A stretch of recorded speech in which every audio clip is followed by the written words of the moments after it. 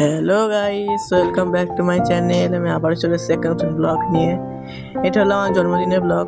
আর এটা হলো জন্মদিনের দুপুরের মেনু। ছিল ভাত, শাক ভাজা, পটল ভাজা, আরও সব ছিল অনেকগুলো। আমি নামগুলো ভুলে গেছি, মানে মনে পড়ছে না। গ্লাসটা দেখো কতটা বড়। এই পুরো জলটা কিন্তু আমি খেয়েছিলাম। তারপরে সন্ধেবেলা কেক কেটেছিলাম। কেকে এটা বাচ্চা জ্বালিয়েছে, ভয় পেয়ে গেছি হঠাৎ করে। তো তারপর আমি কেকটা কাটছিলাম।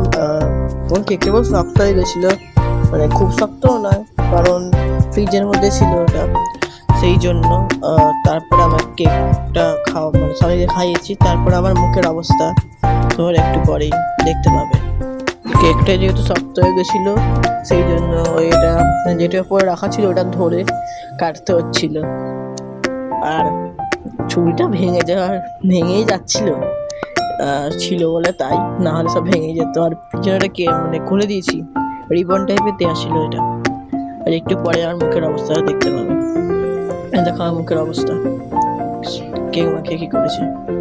আর আমি কেকের এটা উপরে একটা পেন্টিং করবো, ওই জন্য আমি নিয়ে ওপরে যাচ্ছিলাম। সো তারপর আমি ওপরে চলে এসেছি। আর এই যে তহসিল আমাকে দিতে আসছে, সেই জন্য আমি নিচে গেছিলাম। আর তখন দেখি অঙ্কুশ ওখানে সাইকেল নিয়ে, ওনার ভাই ওখানে সাইকেল নিয়ে কেরামতি করছে। লাইট কিনেছে, দেখেছি কি করছে। তার খানিকক্ষণ পরে গিয়ে এসেছিল, তখন আর ভিডিওটা করতে পারিনি। তখন আমি উপরে চলে গেছিলাম। তার কিছুক্ষণ পর তখন বাজে 9:30 এরকম সময়। আমি এই মিষ্টিটা আমি খাইনি সকালে, ওইটা আমি নিয়ে নিচে যাচ্ছিলাম। আর এটা হলো আমার রথ, এটা কাগজ নেমে আছে, এটা আমাদের খুদের সদস্য। আর রাত্রিবেলা মেনু ছিল লুচি, আলুর দম, 2 রকমের মিষ্টি। আর সেদিনকে ছিল MI আর CSK এর ম্যাচ, দেখতে দেখতে খাচ্ছিলাম।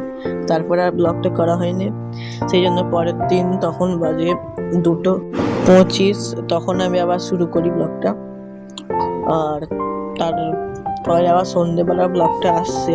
সন্ধ্যেবেলা একটা ছোট্ট করে অনুষ্ঠান হবে, সেখানে আমার বন্ধুরা আসবে, তোমাদেরকে তাদের সঙ্গে দেখাবো। আর এরপর এই ভিডিওতে যারা কমেন্ট করবে তাদের নাম আমি নেব পরের ভিডিওতে। আর ততক্ষণের জন্য টাটা, বাই বাই।